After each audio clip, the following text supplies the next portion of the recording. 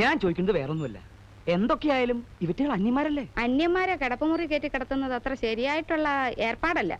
അത്രേ ഞങ്ങൾ പറയുന്നുള്ളൂ, അല്ലേ? പിന്നെ ഒരു മര്യാദ വേണ്ടേ? വരിക, കാണുക, പോവുക, അത് ന്യായം. അച്ഛന്റെ എത്ര വലിയ സുഹൃത്തായാലും അത്രേ പാടുള്ളൂ. ആദ്യം ഉച്ചയ്ക്ക് പോകുന്നു വിചാരിച്ചു, പിന്നെ വൈകുന്നേരം പോകുന്നു വിചാരിച്ചു. ഇതിപ്പോ രാത്രി നേരെ എത്രയായി? ഇതെന്താ ഇവന്റെ ഒക്കെ തറവാടാ? അയ്യേ. അതെ, എന്താ? മോഹൻദാസ് സാർ ഉള്ളപ്പോഴും വക്കീൽ സാർ ഇവിടെ വരാറുണ്ട്. 10-15 ദിവസമൊക്കെ താമസിച്ചിട്ടേ പോവാറുള്ളൂ. ആ, നേരത്തെ അങ്ങനെ ഒരു ശീലം ഉണ്ടാക്കിയതാ കുഴപ്പമായത്. എന്തു കുഴപ്പം? അവര് തമ്മിലുള്ള ബന്ധം എങ്ങനെയാ? മോഹൻ സാർ ഒരു ഗതിയില്ലാതെ കോഴിക്കോട് അലിഞ്ഞു തിരിഞ്ഞു നടക്കുന്ന സമയത്ത് ഈ വക്കീൽ സാർ പല സഹായങ്ങളും ചെയ്തിട്ടുള്ളതാ.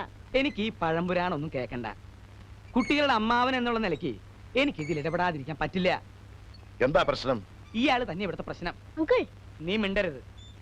എത്രയോ കുറ്റവാളികളുടെ മനഃശാസ്ത്രം ശരിക്കും മനസ്സിലാക്കിയിട്ടുള്ളവനാണ് ഞാൻ. ഇയാളെ കണ്ടപ്പോഴേ എനിക്ക് മനസ്സിലായി.